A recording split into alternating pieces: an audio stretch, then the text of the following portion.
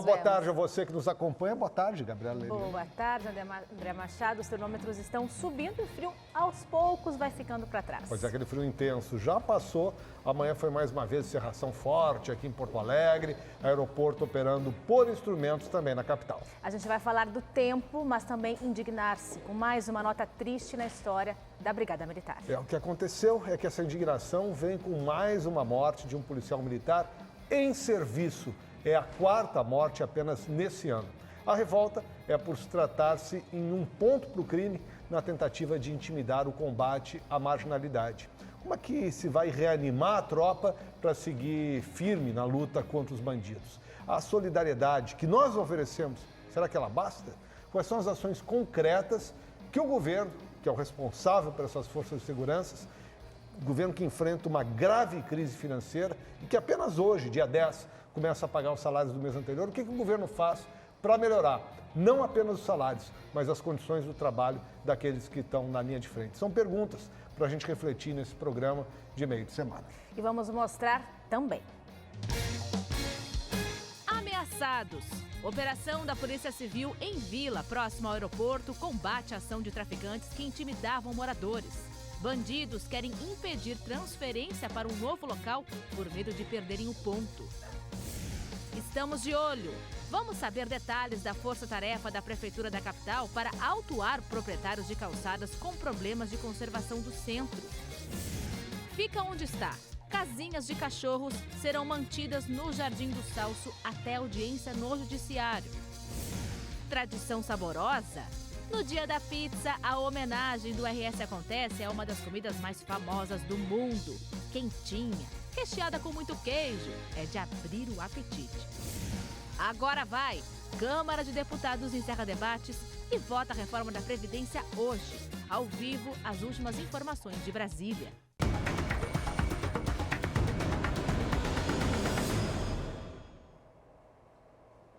Vamos lá então, né, André? Pela quarta vez neste ano, um policial militar gaúcho é morto durante o trabalho. Desta vez, o crime tirou a vida de um jovem soldado de 26 anos no enfrentamento com bandidos no bairro Teresópolis, na zona sul de Porto Alegre. Lembrando que há 2 semanas, a execução de 2 brigadianos causou revolta. Em meio ao luto, uma nova tragédia. Pois é, esse número que a Gabriela falou de 4 mortes em um ano já é o maior desde 2014. Os repórteres Jona Bittencourt e Marcelo Campedelli contam aqui no RS Acontece essa página triste da segurança pública. Gustavo Azevedo Barbosa Júnior tinha 26 anos de idade. Ele era casado, não tinha filhos e cursava Direito. Estava na Brigada Militar há pouco mais de 2 anos. Eram aproximadamente 2h45 da madrugada quando uma viatura da Polícia Militar parou exatamente neste ponto, no cruzamento da rua Professor Clemente Pinto com a Guia Lopes, em busca de um carro que havia sido roubado. Ele estava parado mais à frente, praticamente no meio da via, com suspeitos do lado de dentro. A visão dos policiais estava bastante prejudicada por causa da neblina. Durante a abordagem, eles foram recebidos por tiros. Um dos disparos atingiu a cabeça do soldado Gustavo Barbosa. 3 suspeitos fugiram a pé. Uma jovem de 22 anos foi encontrada pela polícia dentro do carro. Um morador que preferiu não se identificar chegou a testemunhar parte do crime. A sensação que parecia que estava aqui dentro, né? Dentro da minha casa, né? Do pátio aqui, né? Essa é a sensação, né? Foi um baque, né? Porque tu acorda aos gritos e logo em seguida aqueles tiros, né? Então parecia que é muito próximo, né? A rua, né? A mulher encontrada na cena do crime foi encaminhada para o Palácio da Polícia. A mãe dela garante que a filha é vítima e foi sequestrada ontem. É que disse que foi o ex-namorado dela que mandou pegar ela para matar ela, sequestrou ela para matar ela. De onde vocês têm essas informações? Que foi o que ela disse ali para eles, A morte do 4º policial militar gaúcho neste ano comove a corporação. A atitude dos policiais militares ela é louvável.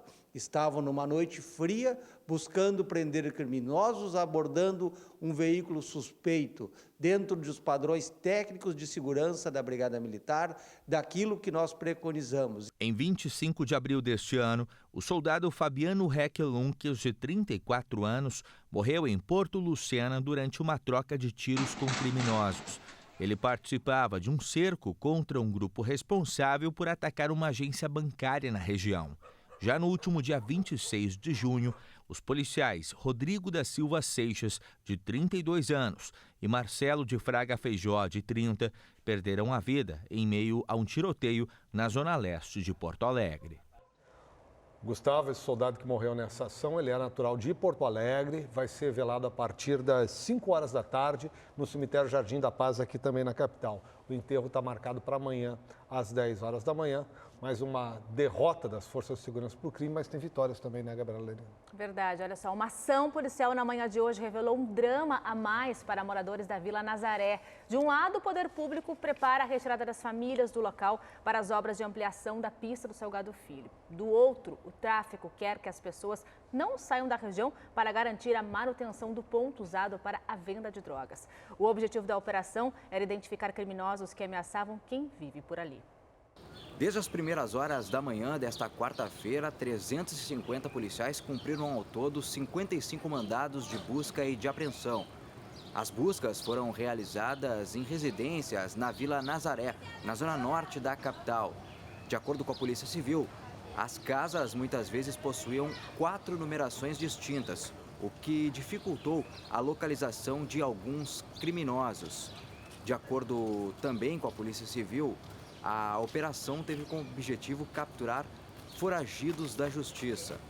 A ofensiva, denominada Operação NASA, também contou com o auxílio da Brigada Militar e identificou que, além do tráfico de drogas, os criminosos investigados também tinham participação em outros crimes, como roubos a pedestres, residências e veículos e também ameaças aos moradores aqui da região. Ao todo, 2 pessoas foram presas. Elas eram foragidas da justiça. Uma por estupro de vulnerável e tráfico de drogas e a outra por homicídio tentado. Bom, a Receita Estadual do Rio Grande do Sul deflagrou na manhã de hoje uma operação para recuperar 480 milhões de reais devidos ao ICMS. Essa ação ocorreu em Porto Alegre e também em outras 16 cidades aqui do estado.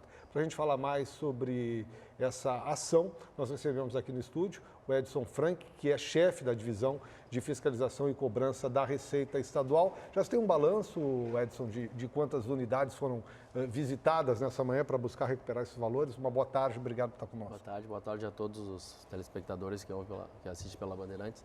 A gente iniciou a operação nesses 147 contribuintes no dia de hoje, a gente não tem um balanço. 147. Isso, 147. Então, no dia de hoje, a gente vai fazer a notificação da grande maioria desses contribuintes e ainda a gente vai continuar durante a semana para terminar as notificações. Ainda a gente não tem o levantamento e o objetivo maior realmente é buscar recuperar grande parte desses valores devidos ao Estado, que são bem significativos. Agora, essas empresas eram empresas regulares, isso que chama a atenção. Elas chegavam elas não efetuavam o pagamento do imposto, né? Como é que funcionava isso? Essa operação é um pouquinho diferente, até a gente chama ela sempre de concorrência leal, a gente está no número 5, concorrência leal 5, a última que a gente fez, até a gente fez os nossos postos de divisa. Então, ela é uma operação diferente de uma operação de fraude, a gente vai buscar a empresa que subfatura, a empresa que não emite notas. Essas empresas, elas estão regulares, elas emitem todas as notas normalmente, elas declaram o imposto, mas elas simplesmente se estruturam para não pagar esse imposto.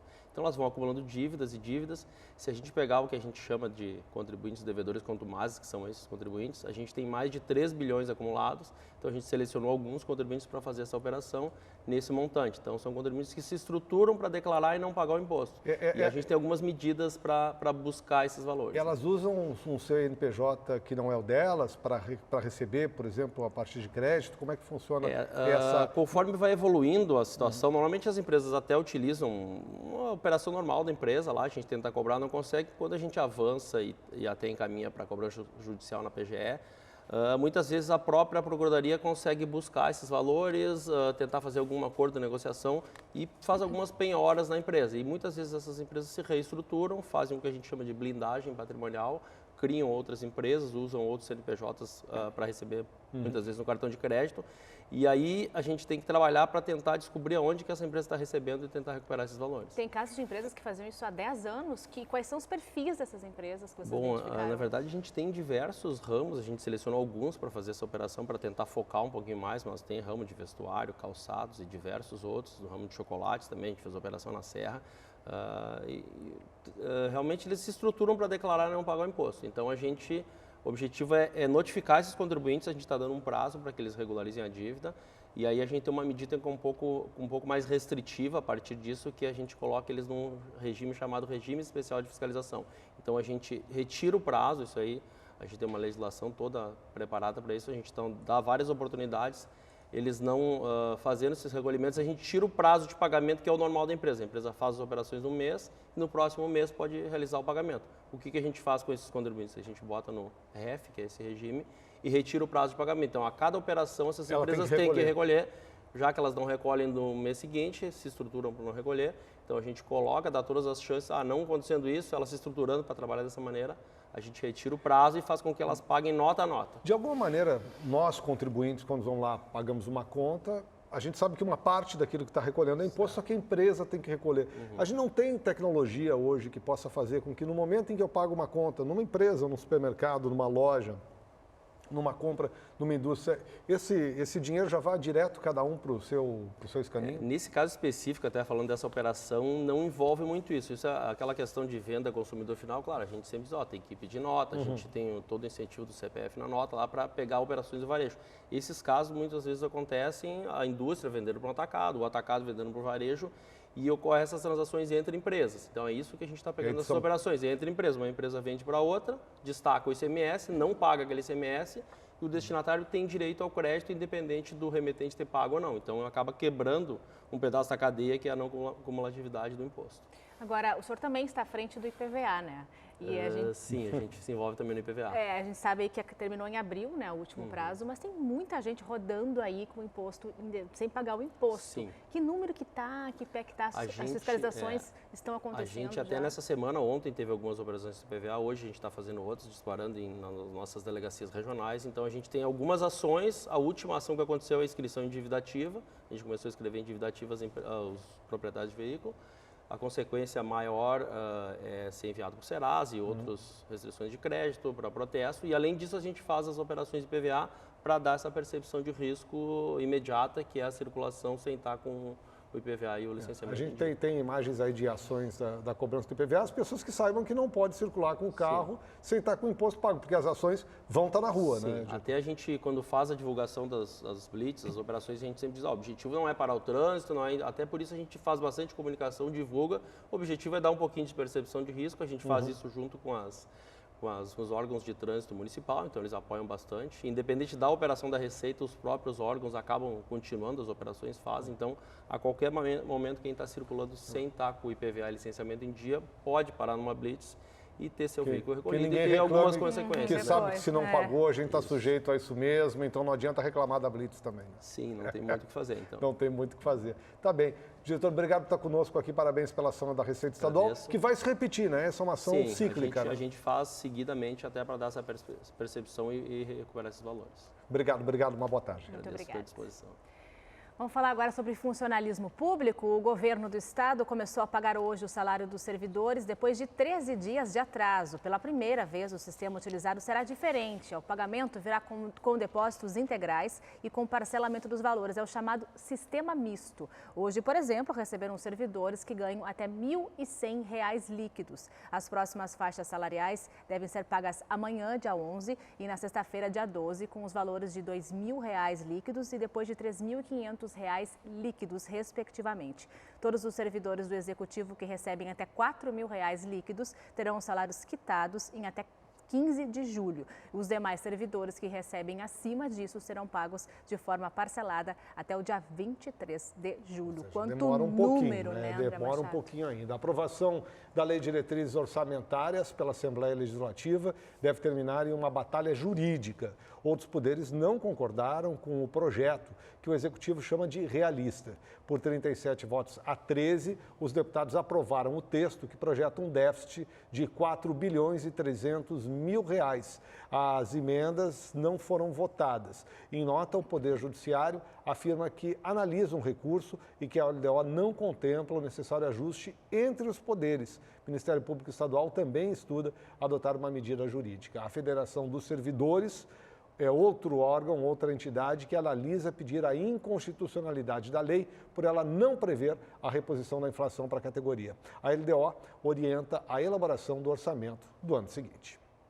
Agora a gente fala sobre reforma da Previdência, né, André? O governo federal demonstrou força nessa terça-feira ao impedir que a análise do texto fosse interrompida em plenário. Com 331 votos, garantiu que o texto da reforma será analisado pelos parlamentares. Está sendo, né? Exatamente. O primeiro turno já começou e este apoio é mais do que suficiente para a aprovação da proposta do governo. Pois é, a gente vai falar com os parlamentares gaúchos que estão lá em Brasília, na sessão da Câmara dos Deputados, e tentar entender o que está acontecendo no momento que é decisivo para a vida política nacional. E a gente começa conversando então com a deputada Fernanda Melchiona do PSOL, que é contrária ao texto. Oi, deputada, boa tarde para você. Estou vendo que você está aí no Salão Verde, né? Fardada. Exatamente. Qual é a situação neste momento? Não começou efetivamente ainda a votação, estava na fase dos oradores, né? Oi, boa tarde, Gabriela, boa tarde, André Machado e a todos os telespectadores. Sim, começou, já abriu a ordem do dia, está na discussão dos oradores, tem vários deputados intervindo sobre os méritos, sobre a matéria, o tema da reforma da Previdência. E, bom, ainda tem os destaques para avaliar, alguns requerimentos, né, da forma que vai ser a votação, depois os destaques ao texto e, por fim, o mérito. Mas eu queria só fazer um preâmbulo, que eu acho que é muito grave esse tempo que nós estamos vivendo. A Gabriela, ao introduzir, falava, né, da vitória do governo, ao não ter o adiamento. E eu diria mais, Gabriela, eu acho que é, na verdade, uma demonstração de como a teoricamente nova política do Bolsonaro é a reprodução da velha. O que nós estamos vendo aqui é um escândalo, porque é a velha política do toma lá da cá, que não só é imoral usar dinheiro do contribuinte, dos impostos das pessoas, dinheiro público para comprar voto de parlamentares a partir da liberação de emendas para os deputados, como também é ilegal. Fere a lei de diretrizes orçamentárias, que é clara, dizendo que as emendas não podem ser usadas para influir no processo legislativo. Então, o que a gente está vendo é o uso. Ontem foi liberado quase R$1 bilhão. O ministro da Saúde confirmou que era para aprovação da reforma da Previdência. O que a gente está vendo é o uso de dinheiro do povo, né, do nosso país, porque são recursos públicos, né, que drenam os cofres. Oi. Não, o que está acontecendo é que o velho rolo compressor dos governos, na hora das votações mais cabeludas, acaba funcionando e, pelo que a senhora está descrevendo, e a gente tem lido também, tem funcionado também nesse momento. Como é que a senhora tem encarado no plenário a possibilidade de conseguir, a senhora tem uma posição muito clara em relação à reforma, impedir a aprovação em primeiro turno no dia de hoje, né? Que estratégias a sua bancada, do PSOL, os demais partidos de oposição estão usando para tentar impedir a vitória desse texto? Olha, nós vamos usar todos os métodos possíveis em plenário, a obstrução, né, dos requerimentos, todos os destaques, todos os encaminhamentos que a gente puder usar. A gente pede que o povo nos ajude na pressão, né, nas redes sociais. Tem vários servidores, entidades sindicais aqui, a maioria do lado de fora, porque a Câmara está bastante restritiva, é a casa do povo, que o povo não pode entrar. E eu acho que esse fato de usar, né, R$2 bilhões para comprar votos de parlamentares pode ser questionado em várias esferas, porque, como eu dizia, fere o artigo 142 da Lei de Diretrizes Orçamentárias. E o que é mais irônico e triste, revoltante, né, André, é usar dinheiro público para massacrar o povo. Ou seja, vai virar depois uma ação judicial também nesse processo. Não, exatamente. Nós estamos estudando, né, a bancada, como proceder, mas uma coisa é clara, né, usar o dinheiro das pessoas para que elas demorem muito mais para poder se aposentar. O governo vendeu uma estratégia de que a reforma é contra os privilegiados. E o privilégio, na verdade, que tem foi incluído aqui na comissão especial, isentando em 84 bilhões os grandes latifundiários, ao mesmo tempo que mantém um massacre às professoras, ao conjunto dos trabalhadores. 800 bilhões da economia do Paulo Guedes é de quem ganha em média R$ 1.300, ou seja, os mais pobres. É uma vergonha o que está acontecendo, é um desmonte dos direitos sociais, isso vai excluir milhões de pessoas da Previdência Social e vai aumentar o tempo de trabalho das pessoas e diminuir as aposentadorias dos que conseguirem se aposentar. Isso vai aumentar a crise, Gabriela. Isso vai aumentar a crise econômica no nosso país. É sobre isso exatamente que eu queria conversar com a senhora. A senhora fala também sobre a situação das mulheres, né? Que segundo a senhora, seriam as mais prejudicadas. Exato. As mulheres são as mais prejudicadas porque elas já sofrem com a desigualdade salarial e de condições de trabalho de uma forma geral. As mulheres são as maiores desempregadas. São as que mais sofrem com a rotatividade e a precarização do trabalho. E, em média, trabalham mais e ganham, em média, 30% do salário dos homens. À medida que aumenta a idade mínima de aposentadoria para as mulheres e que reproduz um novo texto que vai rebaixar o valor das aposentadorias, porque agora o cálculo é sobre a média total das contribuições e não os 80% maiores salários, o que vai acontecer é que vai reforçar a desigualdade de gênero, que as mulheres vão ser aposentadas ainda com mais baixos salários e os homens também vão perder muito, sabe, Gabriela? A média que a gente está estudando é que vai reduzir em cerca de 20%, 30% a aposentadoria de quem conseguir se aposentar. Hoje eu falava com uma senhora que trabalha aqui no restaurante da Câmara. Ela tem 48 anos, 20 anos de contribuição. Essa senhora, né, vai ter que trabalhar até os 68 anos, para fazer uma média sobre a integralidade das aposentadorias. Se ela quiser fazer a média sobre a integralidade, se não, ela recebe 60% e a cada ano 2% a mais. Então, o que a gente vê é que vai dificultar muito para a vida do conjunto dos trabalhadores e reforçar essa desigualdade de gênero sobre as mulheres. Deputada Fernanda Melchiona, obrigado por nos atender. Uma boa sessão para a senhora aí, a gente vai acompanhar os trabalhos. Muito obrigado, viu? Obrigada pelo espaço e nós vamos lutar muito, gente, porque a história, enfim, sabe quem defendeu o povo e quem esteve defendendo interesses dos privilegiados, que são esses que querem aprovar essa reforma antipovo, antipobre, portanto, do Bolsonaro e do Guedes. Portanto, vamos à luta, vamos seguir obstruindo. Obrigada. Muito obrigado, deputada Fernanda Melchiona. A gente vai para um rápido intervalo comercial, claro, daqui a pouco nós vamos voltar a falar sobre a reforma da Previdência e o nosso próximo assunto são as calçadas de Porto Alegre. Desde o início da semana, a Prefeitura está multando os responsáveis por calçadas em mau estado de conservação na área do centro da capital. Nós já voltamos.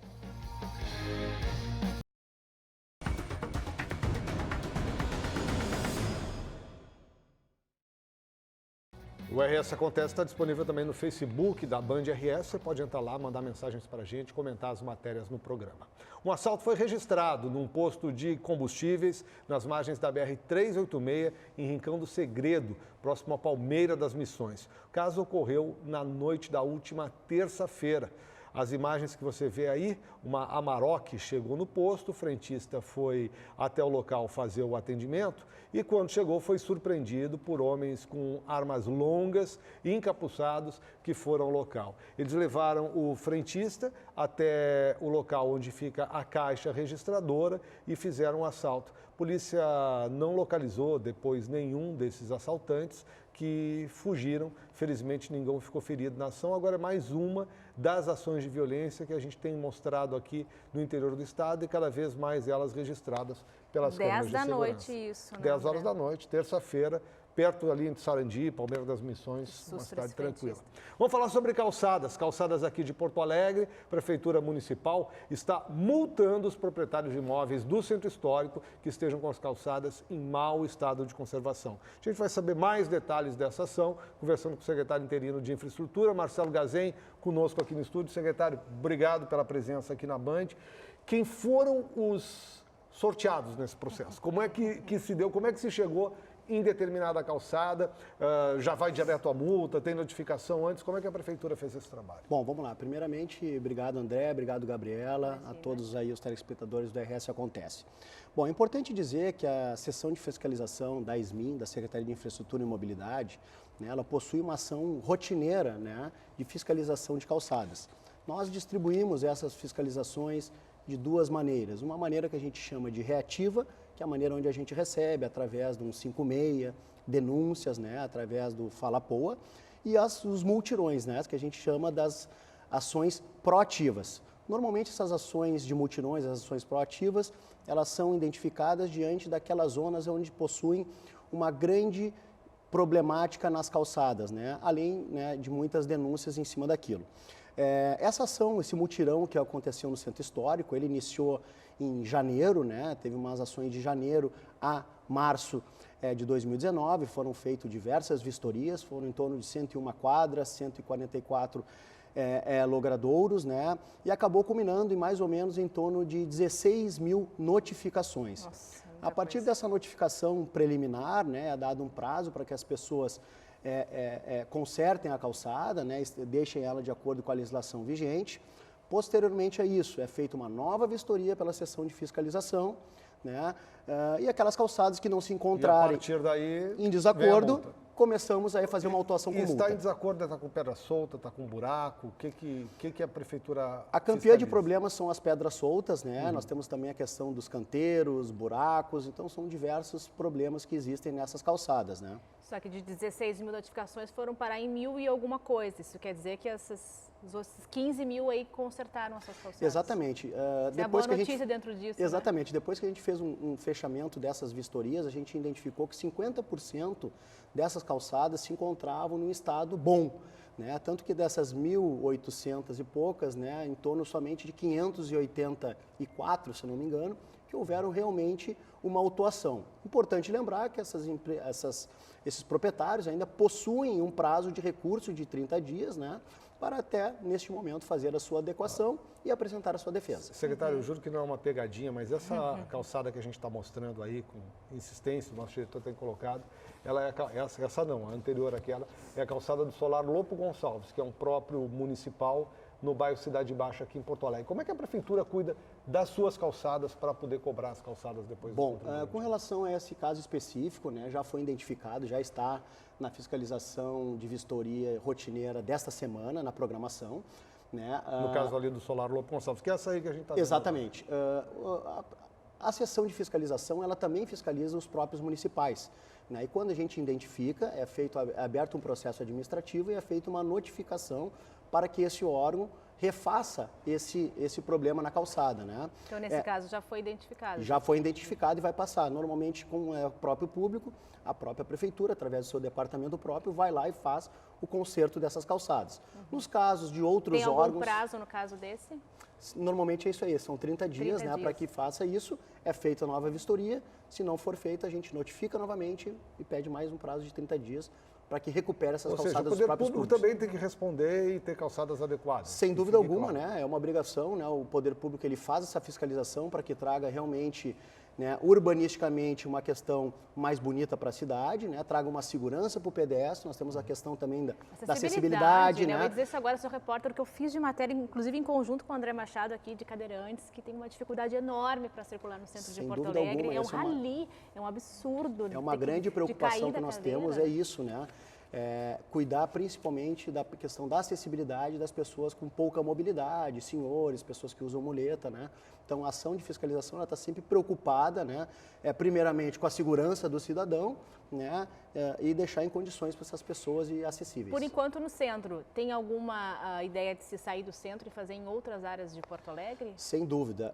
O próximo mutirão que vai ser realizado vai ser no 4º distrito, né? Então, a partir desse mês, a gente já começa a fazer essa fiscalização no 4º distrito. Mas vai para a cidade inteira. Essa é a intenção, que se chegue, pelo menos, nos bairros onde as pessoas mais circulam. Né? Sem dúvida alguma, né? Esses mutirões, essas ações proativas, elas são muito focadas nas zonas onde tem muitos problemas e onde a gente tem um nível de reclamação muito alto, né? Reativamente, a gente tem várias zonais, né? Norte, sul, centro, que é onde eles vão captando essas informações e vão ser feitas ações rotineiras em cima disso. Se eu estou no meu bairro é Petrópolis, por exemplo, eu tenho uma calçada que eu vejo que está em condições muito ruins, oferecendo perigo para idosos, para cadeirantes, enfim.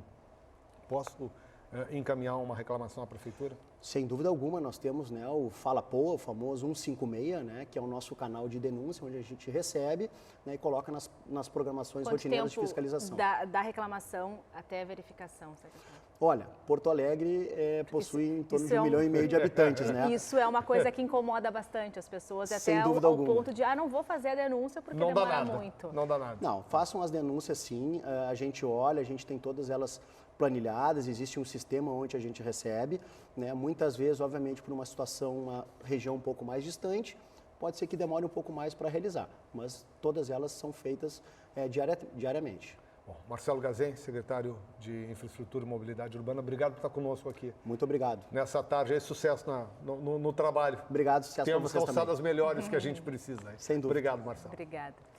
Um caminhão ficou preso aos galhos de árvores na Avenida Oswaldo Aranha, em Porto Alegre, no início da manhã de hoje. Olha só as imagens. O caso ocorreu em frente ao HPS. Diversos galhos precisaram ser cortados, como você vê aí nessas imagens que a gente está rodando. Os bombeiros e a CE também foram acionados porque os fios de energia elétrica foram atingidos e precisaram ser religados. A pista foi bloqueada parcialmente, mas foi liberada em menos de 1 hora.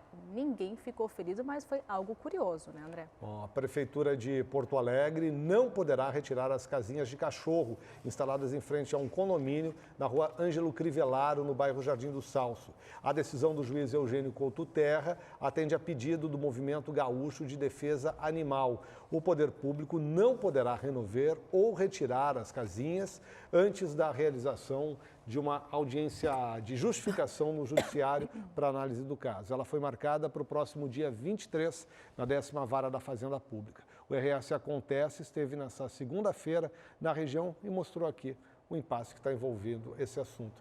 Aliás, tem uma coisa muito curiosa, viu, Gabrielina? Mais cedo eu compartilhei essa informação pelo meu Twitter, @AndréLMachado, e veja só o que o Valdemar Engroff, de Alvorada, mandou para a gente, dizendo aqui: André, eu não estou por dentro de quem quer a retirada das casinhas em Porto Alegre. Alvorada está colocando. Olha o que ocorreu ali na rua dele, no Jardim Algarve. E está lá, a placa diz que as casinhas são permitidas lá, ou seja, a Prefeitura de Alvorada está permitindo, é um bom exemplo e uma boa diferença no processo. Quero dizer uma coisa, tem uma mensagem de um telespectador para nós aqui, o Marcelo Enéas Carvalho. A Band não dá espaço para os deputados que não sejam de esquerda, queremos a versão do outro lado. Nós estamos esperando fechar a conexão com o deputado Jerônimo Guerra, que a gente está ouvindo dos dois lados, viu, Marcelo? Às vezes a tecnologia não nos ajuda muito. Vamos para um intervalo agora, o RS vai para um intervalo, daqui a pouco a gente volta e você vai ver que mais uma vez o nevoeiro chamou atenção no amanhecer da capital. A gente já volta com mais informações.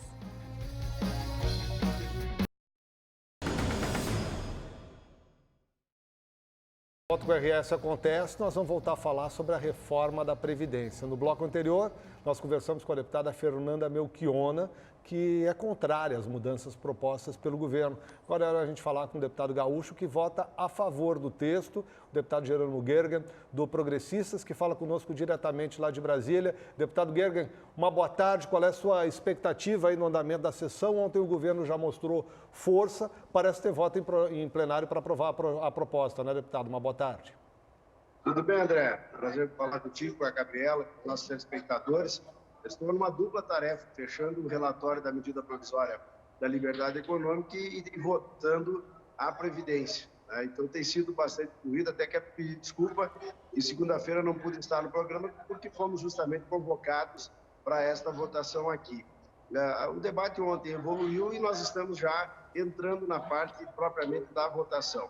A preocupação do bastidor aqui é justamente para que os partidos favoráveis não façam a apresentação de emendas e destaques, porque isso abriria um precedente e muitos outros poderiam querer fazer da mesma forma. O PSL, o Partido do próprio Presidente da República, é um dos que mais insiste nessa tese, o Partido Novo também, e isso pode inviabilizar muito o conteúdo, o formato principal da reforma, né, que é a manutenção da força fiscal que ela pretende ter atingindo aí... O senhor defende, deputado, a aprovação do texto como ele está, ou seja, sem que seja agregado, por exemplo, a questão de estados e municípios nesse momento. É isso, é por isso que o bastidor está um pouco truncado ainda, né? Há uma construção nesse sentido, mas quanto a ter os votos, eu tenho a absoluta certeza que não vai baixar aqui em torno de 330 votos. Um pouco mais, um pouco menos, mas nesse patamar. É pelo menos o que a gente já percebeu em algumas votações ontem, que não eram ainda do conteúdo da matéria, mas deu para perceber que há esta construção. Desde a segunda-feira, eu mesmo cheguei, já fui participar de uma parte das conversas, muito em razão da medida provisória 881, mas acabei sentindo um pouco no bastidor da Previdência, lá na casa oficial do presidente da Câmara, e a gente vê que os líderes fizeram um grande esforço, uma grande construção. O governo, às vezes, tem aí uns sinais um pouco diferentes do que deveria dar. O próprio presidente da República, ao invés de estimular a aprovação, tenta fazer alguma alteração, mas isso está sendo tudo superado e se tudo andar como está, ainda antes do final de semana, deve estar votado em 2 turnos aqui na Câmara a reforma da Previdência. Isso que eu lhe perguntar, deputado, se o senhor acredita que até o final de semana o prazo, que é o que está todo mundo aguardando, aconteça. E onde é que o senhor está exatamente nesse momento? O senhor está no seu gabinete? Não, eu estou ficando aqui no Comitê da Imprensa, né? Aqui é o único lugar que eu encontrei. Foi exatamente aqui, os colegas de vocês estão todos trabalhando, já virou quase uma coletiva a nossa conversa aqui. Mas com relação a temas quanto à idade mínima e com relação também, por exemplo, ao teto, impressionantemente esses assuntos foram dados como consolidados desde o início. O tema da transição é o que tem sido ainda o mais polêmico e o que envolve os policiais. Esses são os 2 pontos que mais têm gerado discussão, pressão, mas também é incrível como, desde a votação na comissão especial, a gente se percebe que há uma ideia da sociedade de que a reforma ela vai, obviamente, impactar na vida de todos os cidadãos que têm o seu encaminhamento para o benefício previdenciário, mas também é verdade que todos entendem que como está não dá para ficar. Pelo menos é assim que eu tenho recebido as manifestações, até daqueles que são contrários, uma impressão de que, mesmo sendo contrário, eles entendem que algo tem que ser feito. É claro que é um ajuste fiscal, além de uma reforma da Previdência. Um Estado que cuidou mal do caixa previdenciário ao longo da história, que gastou indevidamente, que aumentou impostos de maneira insustentável, não pode mais usar esses mecanismos. Então, na prática, nós vamos alongar o tempo de contribuição por um período. Muita gente vai deixar de ter a condição de se aposentar, porque vai ter essa transição, e nesse período o governo vai recolocar no caixa da Previdência aquilo que gastou e que gastou mal. E eu espero que não venha só esse ajuste, que nós tenhamos a reforma tributária. Eu estou trabalhando na lei da liberdade econômica, o impacto que pode chegar a 4 milhões de empregos somente com o relatório e a lei aprovada nos próximos 10 anos. Eu tenho certeza que esse conjunto de ações é que vai dar ao Brasil um novo ano. Porque realmente a economia está paralisada e nós não podemos fazer com que a coisa pública, a máquina pública, seja tão pesada e tão cara que impeça que a gente coloque esse oxigênio na ativação da economia brasileira e principalmente na geração de empregos. Deputado Jerônimo Gergen, do Progressista. Deputado, obrigado por atender a gente aqui na TV Bandeirantes. Uma boa votação. O senhor está na sala de imprensa, que é bem pertinho do plenário. Então, Gabriela, não se preocupe, o senhor não tem que caminhar muito para voltar lá e acompanhar a votação. Obrigado por estar conosco nessa tarde. É isso aí. Se não tiver surpresa nenhuma, segunda-feira vou lá no programa contigo. Tá bom, vou te convidar. Que é o 90 Minutos que a gente deve falar sobre a MP da Liberdade Econômica, que o deputado Jerônimo Gergen é o relator desse processo. Vamos falar sobre dengue? Exatamente. O número de casos de dengue em Porto Alegre subiu para 413. A maioria das ocorrências segue sendo registrada. Imagina quem mora lá, no bairro Santa Rosa de Lima, que fica na Zona Norte. Repórter da Rádio Band News FM, o Gilberto Echauri, traz mais informações para a gente. Olá, André, e olá, Gabriela. E olha, subiu para 413 o número de casos confirmados de dengue aqui em Porto Alegre no ano de 2019. Desse total, 397 são autóctones, ou seja, aqueles que foram contraídos em solo porto-alegrense. Se a gente for fazer a comparação com o último balanço divulgado pela Secretaria Municipal de Saúde, na semana passada, foram 7 novos casos. Destes 7, 6 foram registrados no bairro Santa Rosa de Lima, que é o bairro campeão de ocorrências aqui em Porto Alegre. Desse total de 413 que nós temos, 318 aconteceram no bairro Santa Rosa de Lima. A Secretaria Municipal de Saúde já realizou mais de 90 pulverizações nesses bairros, que não foi só no Santa Rosa de Lima, foi em mais 17 bairros em que a doença foi registrada. E o frio acaba inibindo a circulação do mosquito. No entanto, os agentes da Secretaria de Saúde seguem alertando que é preciso manter os cuidados, mesmo com as baixas temperaturas. E quanto aos sintomas, a doença apresenta febre, dor de cabeça, dor no corpo também, náuseas e vômitos. André. Obrigada, Gilberto. Ele falou ali do frio, né, das baixas temperaturas. Vamos falar mais de frio agora. Vamos seguir, porque tem coisa bonita no frio, né? Devido às baixas temperaturas e à umidade, essa mistura, Porto Alegre amanheceu mais uma vez com um forte nevoeiro. As imagens que a gente vai mostrar para vocês a partir de agora são aqui do Morro Santo Antônio, em Porto Alegre. Hoje cedo, a visibilidade no aeroporto Salgado Filho era de apenas 250 metros. Houve alguns impactos na operação, que teve início às 5h10 da manhã. De acordo com a Fraport, 2 voos foram cancelados por decisão das companhias aéreas. Um com destino a Florianópolis e o outro a Pelotas. Algumas partidas atrasaram em torno de 20 minutos, pois foi necessário utilizar um veículo guia para levar os aviões, um por vez, para a área de decolagem. A previsão de amanhã é de que, com a elevação das temperaturas aos poucos, as mínimas, o fenômeno comece a perder força. A quinta-feira deve amanhecer com neblina, entretanto, com mais visibilidade do que hoje. Mas eu estava gostando de acordar assim, André. Gostar com essa coisinha, esse climazinho de cerração convida para um vinho, né? Não convida? E também para uma outra coisa que abriu o apetite. Que coisa? Agora. Conta para mim. Olha aí, ó. Quando você pensa em felicidade, lá está na nossa vida. Quando você pensa em celebração, ela está na mesa. Se você sentir um cheirinho de manjericão se espalhando, é porque ela está no forno. E hoje é o dia dela, o dia da pizza. Pois é, o dia 10 de julho é conhecido como o dia da pizza e é uma história recente. Começou por São Paulo no ano de 1985, data final de um concurso para escolher a melhor margarita. Eu adoro margarita, é minha favorita.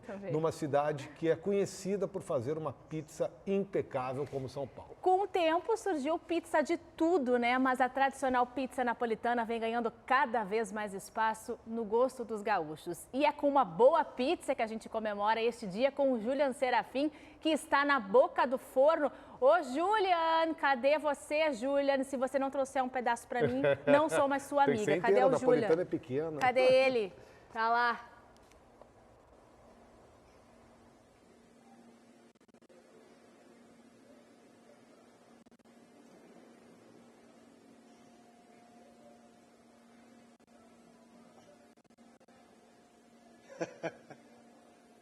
Tô aqui. Buon pomeriggio, ragazzi. Sim, hoje é dia de pizza, bebê. E coisa boa fazer pauta assim, né? Coisa de comida, com sustância. Olha aqui, ó. Dá uma olhadinha aqui, ó. Pizzaiolo já tá abrindo a pizza, que é a famosa pizza napolitana. E como vocês falaram aí, a data se comemora desde 1985. Mas a pizza, é de muitos e muitos anos atrás. Tem pelo menos aí 6.000 anos de história. Mas só que aí não se sabe quem foi o criador dessa receita. Uns dizem que foram os egípcios, outros dizem que foram os gregos. Mas, na verdade, quem acabou levando a fama foram os italianos, porque essa receita parou lá a partir da Guerra das Cruzadas. E aí muitas famílias pobres comiam pizza, que, na verdade, naquela época era só massa com molho, como você está vendo aqui. E aí, ao longo do tempo, quem tinha um pouco mais de dinheiro, botava um pouco de queijo, botava, enfim. Ai, que sofrência. Olha, se vocês tivessem a oportunidade de sentir o cheirinho que está por aqui, olha, tá fantástico. Mas eu tô com o Jason aqui, que trabalha, inclusive, com isso. O trabalho dele é essa sofrência toda aqui. Jason, boa tarde. Olha, hoje é o dia da pizza. Vocês, inclusive, estão com uma ação muito bacana, mas, olha, é difícil conviver com isso diariamente, né? Boa tarde. Boa tarde, tudo bem, Juliano? A pizza é uma paixão já, desde a infância, não só minha, como de todo gaúcho. Hoje existem N modelos de pizza, sabores diversos. Nós trabalhamos com a pizza napolitana que hoje restringe um pouco mais os sabores, né? Mas são coisas bem específicas italianas, com molho italiano. Hoje é um dia especial para nós, que a gente está com uma campanha de toda a pizza vendida, a gente vai doar R$1 para o Asilo do Padre Cacique. Importante fazer esses movimentos hoje em dia de solidariedade, né?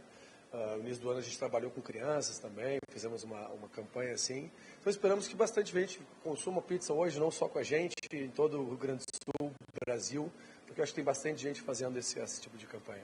Adeus dieta. Olha só, eu quero chamar o Pato. Vem, Pato, a gente vai dar uma olhadinha aqui no forno rapidinho, já vou falar contigo de novo, tá, Jason? Mas olha só, meu chapéu, olha isso, olha essa sofrência, olha que cena é essa, hein, produção? Babem, vocês aí do estúdio, essa pizza não vai chegar inteira na televisão, aí na TV, inclusive, eu só lamento para vocês. E o legal é que o processo é super rápido, né? Quanto tempo leva a pizza ali no forno? Em média de 1 minuto e meio, 2 minutos. E aquela que tá ali no forno é a famosa, a marguerita. É a famosa. E o que vai na marguerita? Nós vamos com um molho de tomate pelado, né? A mussarela de búfala fresca, um manjericão e parmesão por cima. Vai sair do forno, sente o drama, olha ali, tá borbulhando ainda. Olha só. Isso parece bom, hein? Tá dando água na boca aí pra vocês? Estão olhando aí de fora ou não? Eu não sei, essa aqui é minha e a do Pato. Vamos saber aqui como é que funciona todo o processo. Vamos aqui rapidinho. Tem a massa, né? Dá pra gente fazer aqui. Vamos mostrar como é que faz. Olha, interessante que essa... Tava tão bom, bem feito pro Júlio. O cheiro da margarita chegando Bem feito, aqui. ele achou que ele ia comer ao vivo, né? Eu achei que ia comer a pizza ao vivo, caiu o link. Pior que ele vai comer agora mais tranquilo ainda Eu queria pro lado. pedir pra ele de novo, mas tudo bem. Tá, Imagina, a próxima, se o Júlio continuar nos torturando dessa maneira, mandar ele fazer pauta com outro Jason, não o da pizzaria. Aquele da sexta-feira 13. A gente vai um rápido intervalo comercial, a gente vai tentar fechar nosso link, voltar para conversar com o Júlio lá da pizzaria e depois do intervalo nós vamos falar mais sobre Previdência e sobre dúvidas da gente no dia a dia. Quem eu acho que vai gostar muito dessa reforma da Previdência são os advogados que trabalham nessa área, viu? Porque o que não vai faltar ação depois desse processo. A gente fala em seguida, é dia da coluna do Paulo Solano. Já voltamos. Já volta.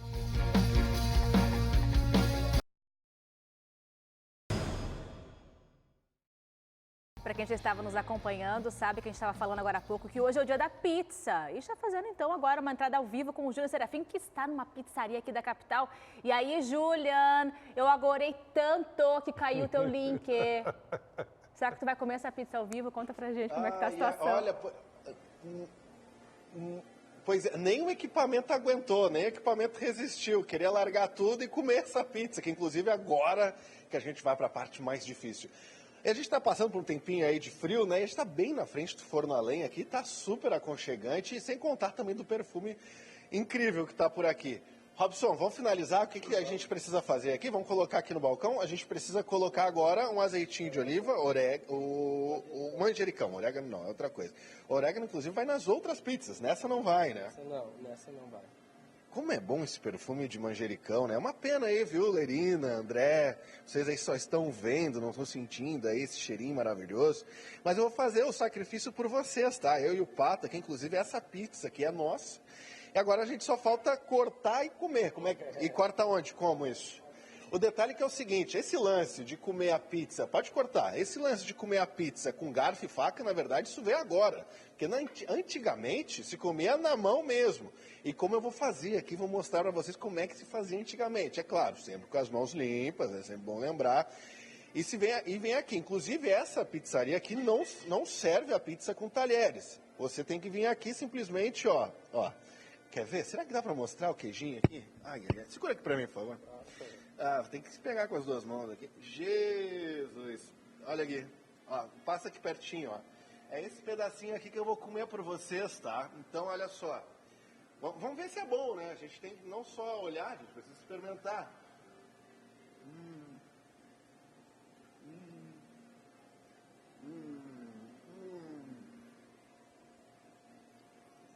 Eu não consigo encerrar, não posso falar de boca cheia aqui não, rapaz. Espero eu terminar de mastigar, de comer aqui. Ficou um pedacinho de queijo de búfala aqui na mão. Mas eu vou me despedindo hoje.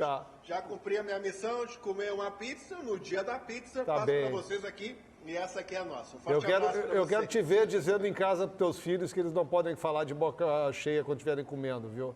Depois desse programa de hoje, vou te contar. Ele me paga esse Vou arranjar para o Júnior uma pauta boa, tipo assim, limpeza de bueiros em Porto Alegre. Vai ter que ser participativa. Vamos voltar a falar sobre a reforma da Previdência. Hoje, quarta-feira, é dia do nosso colunista, o advogado Paulo Solano. A gente estava falando, ouvindo os deputados lá, Solano. Qual é a expectativa dos advogados que estão acompanhando essa votação lá em Brasília? Boa tarde, André, Gabi, telespectador. A expectativa é que não acabe em pizza. Né? É justamente isso. Infelizmente, a gente vê que a conduta do governo, o deputado acabou de dizer, né, que o governo não quer debate. O governo quer aprovar do jeito que está. E a proposta do jeito que está, a gente vem denunciando aqui, ela é muito prejudicial, principalmente para quem pode menos. O texto da PEC, ele está escrito o seguinte, e aí fica a reflexão para quem está em casa. Privilegiado é aquele que recebe benefícios acima de R$ 2.300. Então, veja, é um valor que hoje, para os dias atuais, pouco mantém a subsistência das pessoas. A gente vai ter, com essa proposta aprovada, uma redução na forma de receber os valores. Hoje se calcula por 100% da média, vai se calcular com base de 60%. A pensão por morte, quando o falecido hoje deixa aquele dependente, o dependente fica com 100% do benefício, vai passar a ficar também com 60%.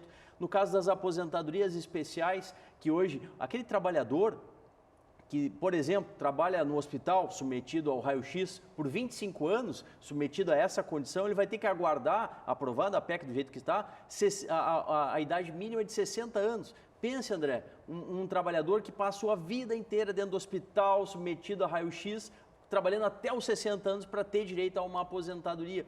Então, a reforma é necessária? Sim, ela é necessária. Mas necessariamente deveria ter muito mais debate com os operadores do direito, né, com os técnicos, com pessoas que podem apresentar regras melhores do que aí estão. Sobretudo a certeza de atingir quem tem privilégio de fato, né? Exato, exato. Esse é o ponto. Esse é o ponto, porque foi muito dito, muito falado que ela acaba com privilégios, mas isso não é verdade. Infelizmente não é verdade, porque ela ataca as pessoas mais pobres. Citei alguns exemplos aqui, teria vários outros para dizer. As categorias já estão se movimentando, policiais, professores, até os procuradores. Exatamente. Por que isso, Gabi? Porque, na verdade, nós temos um prejuízo muito, mas muito grande para todos esses que vão futuramente vir a se aposentar.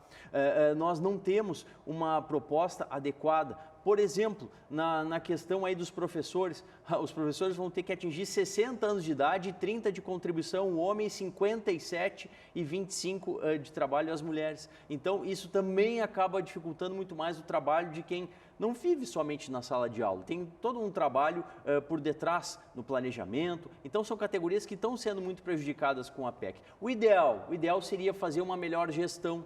Até o deputado governista falou, nós estamos fazendo isso porque administrações anteriores geriram mal o dinheiro. E isso é verdade.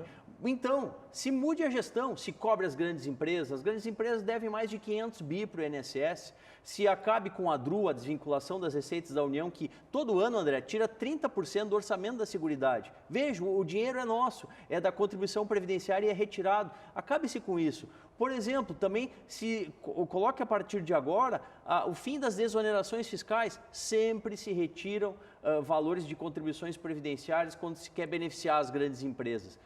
O que acontece? O dinheiro do INSS acaba sendo reduzido.